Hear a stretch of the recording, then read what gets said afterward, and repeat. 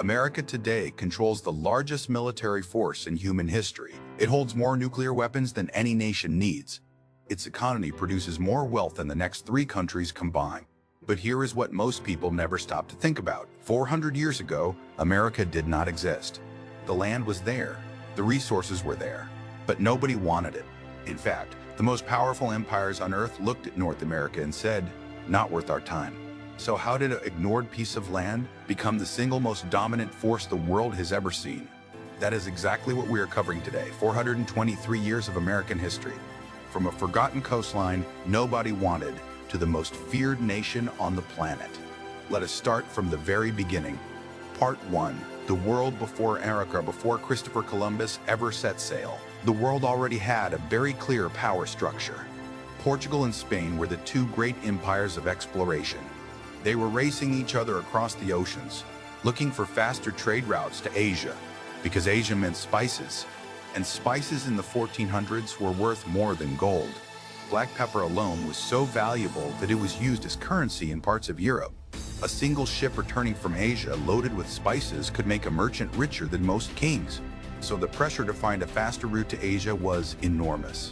Now here is something fascinating that most history books skip over. A map drawn just before Columbus set sail in 1492 showed the entire Western Hemisphere as basically empty ocean. The Vikings had reported some land somewhere to the west around the year 1000. They even settled briefly in what we now call Newfoundland, Canada, but nobody took them seriously. Europe looked at those Viking stories and moved on. That decision would shape the next 500 years of human history. Part 2. Columbus and the Great Misunderstanding. In 1492, Columbus convinced the Spanish crown to fund his voyage west. His plan was simple: sail west, reach Asia, bring back spices, become incredibly wealthy. The plan had one small problem. There was an entire continent in the way. Columbus landed in the Caribbean islands in October 1492. He never actually touched the mainland of North or South America on his first voyage, but he was convinced he had reached islands near India. That is why he called the people he met Indians, a name that stuck for 500 years, based entirely on a geographic mistake.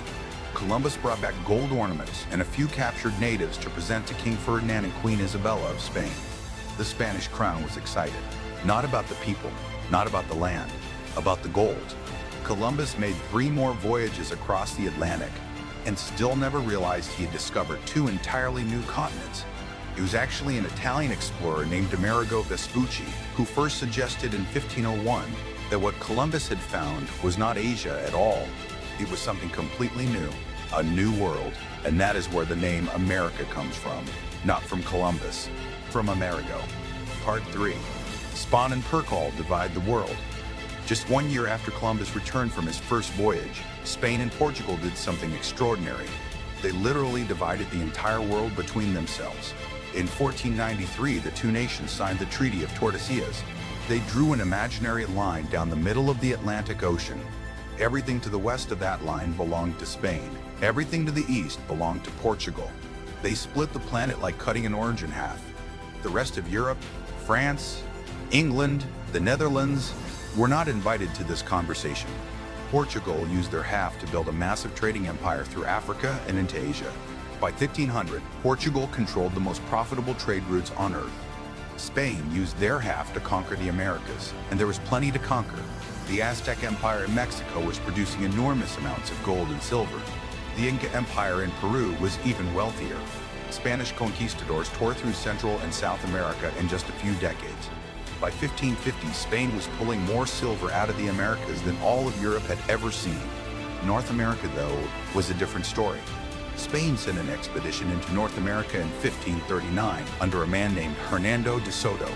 They walked through what is now Florida, Georgia, Tennessee, Arkansas, and Texas. They found no gold. They found no silver. They found forests, rivers, and native tribes who did not appreciate uninvited visitors. De Soto died on that expedition from fever, and Spain walked away from North America and never looked back. North America would remain largely ignored for the next 100 years. Part 4. England enters the picture. While Spain was busy getting rich in the south, England was watching from the sidelines. England sent a Venetian explorer named John Cabot to North America in 1497. That was just 5 years after Columbus, 16 years before the Spanish even discovered Florida. Cabot reached the coast of Canada and claimed it for England. England said great, and then did absolutely nothing with it for nearly a century. England was distracted by internal religious conflicts, political instability, and wars with France and Scotland. North America had to wait. England finally made its first serious attempt to colonize America in 1585. A group of settlers landed on Roanoke Island in what is now North Carolina. That same year, England got pulled into a major war with Spain. The colonists were left without supplies or support. When English ships finally returned to Roanoke in 1590, every single settler had vanished. No bodies, no signs of battle, just the word Shreyatscano carved into a wooden post. The Roanoke colony became one of the greatest mysteries in American history. Nobody knows what happened to those 115 people. To this day, England tried again in 1607, this time at Jamestown, Virginia. The early years were brutal. Of the 500 colonists who arrived in Jamestown between 1607 and 1610, only 60 survived. Starvation and disease killed the rest, but the colony held on and slowly began to grow. Then in 1620, a group of religious separatists we know today as the Pilgrims landed at Plymouth, Massachusetts. These were people who felt the Church of England was too corrupt to reform. They wanted to build a pure Christian society from scratch. In a wilderness 3,000 miles from home, after the Pilgrims came the Puritans, and after the Puritans came merchants, farmers, debtors, and adventurers. By 1650, the eastern coastline of North America was filling up with British settlements. 13 colonies in total would eventually stretch from Massachusetts in the north to Georgia in the south. Part 5. France slams the Midel. While Britain was building colonies along the coast, France was making a very different move. French explorers like Samuel de Champlain and Robert de La Salle traveled deep into the interior of North America. They followed the Great Lakes, the Mississippi River, and its tributaries for thousands of miles. France claimed an enormous territory they called New France. It stretched from Quebec in the north all the way to the Gulf of Mexico in the south. On a map, it looked impressive. In reality, New France had a massive problem: population. By 1754, the entire population of New France was around 60,000 people. The British colonies had more than 1 million. France tried to compensate with alliances. They built strong relationships with dozens of Native American tribes who preferred French fur traders to British settlers. The French were not taking land the way the British were. They were trading. That made them much more popular with the native population. But popularity could only go so far against a population advantage of 16 to 1. Part 6. The where that changed everything. In 1754, war broke out between Britain and France in North America. The British called it the French and Indian War. The French called it part of a much larger global conflict known as the 7 Years' War. And that is exactly what it was. The same war was being fought simultaneously in Europe, India, Africa, and the Caribbean. It was in many ways the first true world war. In North America, the early years went badly for Britain. France and its native allies won several stunning victories. A young Virginia militia officer named George Washington suffered one of his first military defeats in this conflict. But Britain eventually poured enormous resources into the war: more troops, more ships, more money. By 1760, Britain had broken French power in North America. In 1763, the war officially ended with the Treaty of Paris. France lost almost everything. Canada went to Britain. The eastern half of Louisiana went to Britain. France had secretly given the western half of Louisiana to Spain before the war ended, just to keep it out of British hands. Britain now controlled more of North America than any European power ever had, and that created a new problem. Wars are expensive. Britain had spent the modern equivalent of billions of dollars fighting France, and someone had to pay for it. Britain looked at its prosperous American colonies and decided they should help cover the cost. Part 7. Taxation without representation. The British Parliament began passing a series of new tax laws targeting the American colonies. The Stamp Act of 1765, the Townshend Acts of 1767, the Tea Act of 1773. Each one triggered more resistance. The colonists had a very specific complaint. They were being taxed by a parliament in London in which they had absolutely no representation, no elected voice, no vote, no say. This was not just about money. It was about a principle that went to the heart of what it meant to be a free person. In December of 1773, a group of colonists boarded British ships in Boston Harbor and dumped 342 chests of British tea into the water. The Boston Tea Party became one of the most famous acts of political protest in human history. Britain responded with harsh punitive laws. The colonists responded by forming a Continental Congress, and then by taking up arms. The first shots of the American Revolution were fired at Lexington and Concord in April of 1775. On July 4, 1776, the Continental Congress adopted the Declaration of Independence, written primarily by Thomas Jefferson. It announced to the world that the 13 colonies were now free and independent states. It also contained one of the most powerful sentences ever written in the English language. We hold these truths to be self-evident, that all men are created equal, that they are endowed by their Creator with certain unalienable rights, that among these are life, liberty, and the pursuit of happiness. Beautiful words. Words that would take America nearly 2 more centuries to even begin to live up to. But words that changed the world forever. Hard-old, winning independence and building an 18. The war lasted 8 more years after the Declaration was signed. The Americans were badly outgunned and outmanned by the British military, but they had 2 major advantages. They were fighting on their own territory, and they had help. France saw the American Revolution as a perfect opportunity to weaken its greatest rival. France provided money, weapons, troops, and crucially, naval power. The combination proved decisive.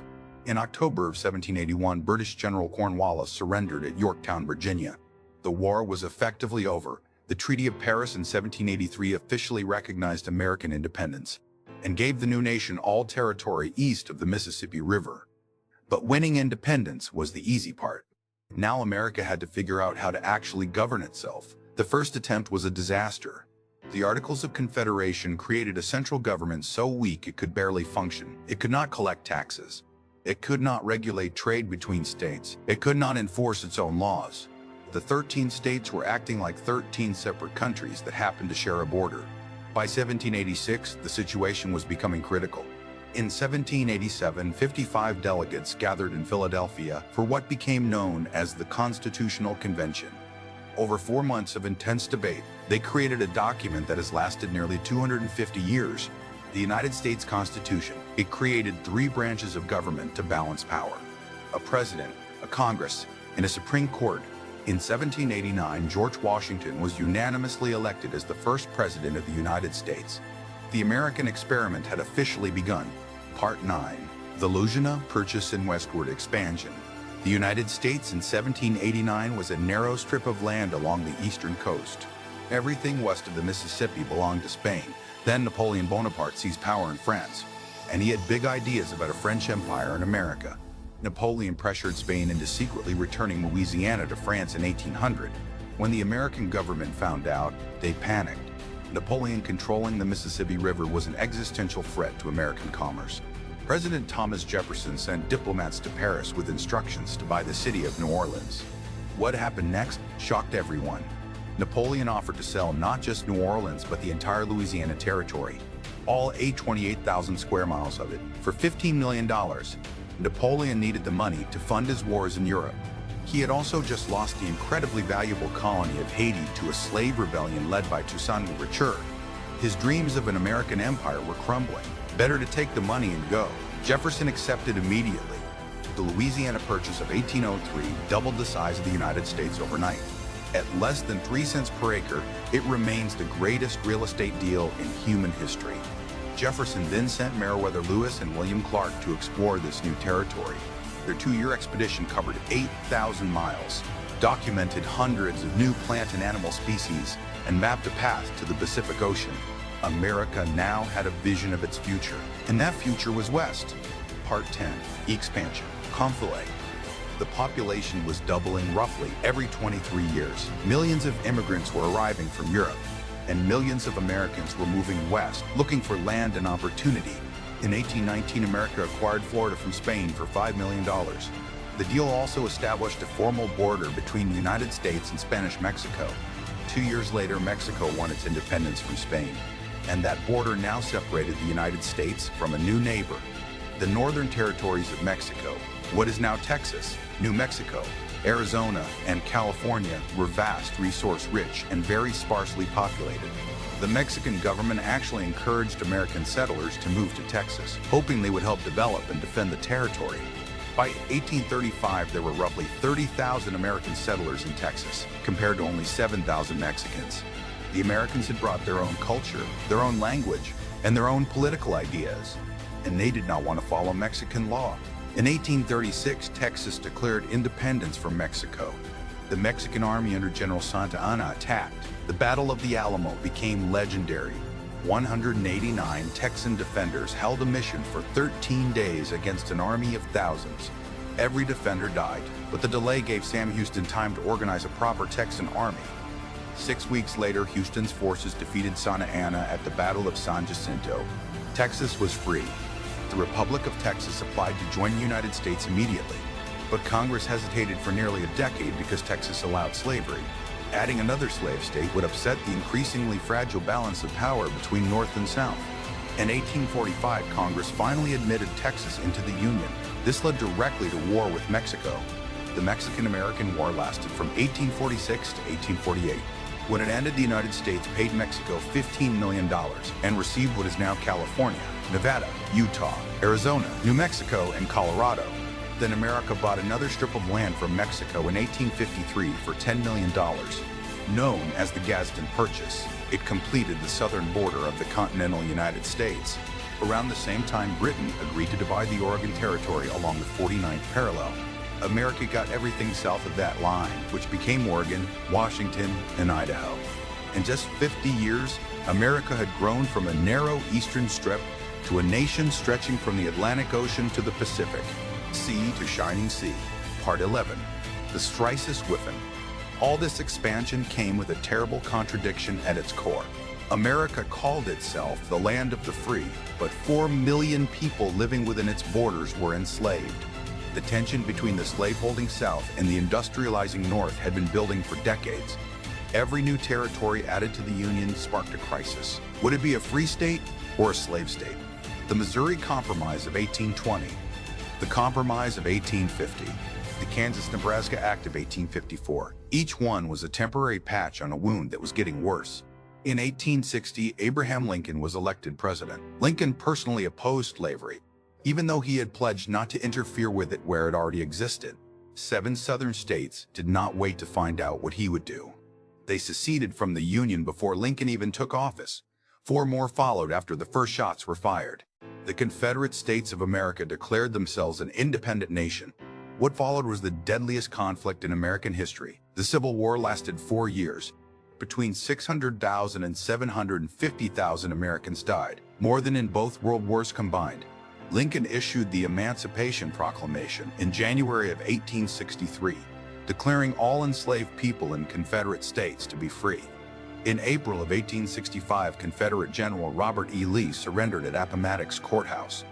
The war was over. 5 days later, Abraham Lincoln was assassinated at Ford's Theater in Washington. The 13th Amendment to the Constitution formally abolished slavery in December of 1865. America had survived its greatest test, but the work of truly living up to its founding ideals was far from over.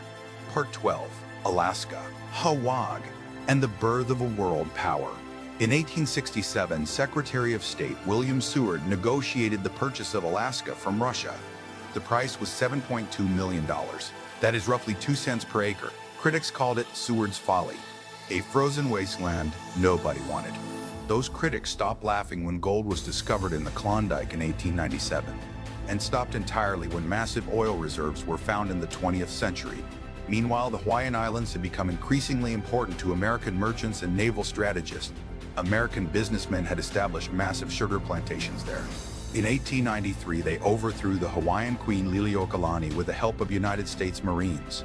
The new government immediately asked to be annexed by the United States. President Grover Cleveland refused. He called the overthrow illegal and morally wrong. But his successor, President William McKinley, had different priorities.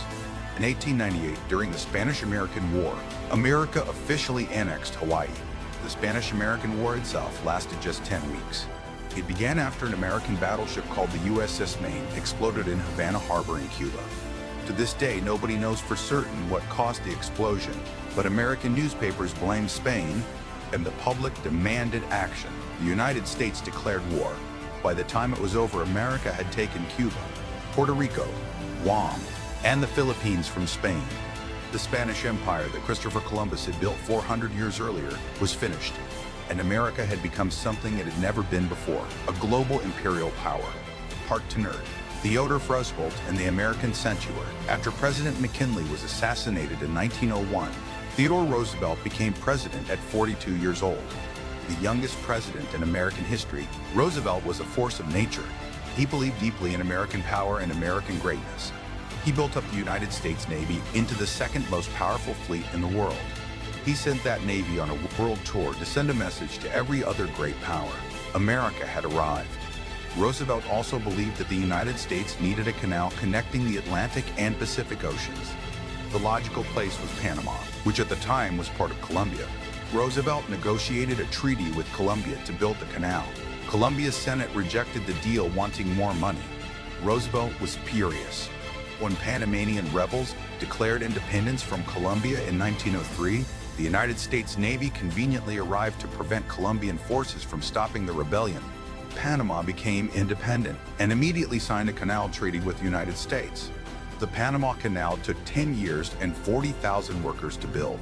It cost the equivalent of $9 billion in today's money and remains one of the greatest engineering achievements in human history. It opened in 1914. The same year World War I began. America now controlled a canal that connected its two coastlines. It had a navy that could move through that canal at will. It had territory stretching from the Caribbean to the Pacific, and it had an economy that was rapidly becoming the largest in the world. The stage was set for America to step onto the world stage in a way no one had ever seen before. Closing. In just over 400 years, a continent that the most powerful empires on Earth considered worthless had become the center of the world. It started with a navigator who got lost looking for spices. It was built by colonists who wanted religious freedom. It was born in a revolution against taxation. It nearly destroyed itself in a civil war over slavery. It expanded through purchase, negotiation, and conquest. And by the dawn of the 20th century, it was ready to shape the fate of the entire planet. America's story is complicated.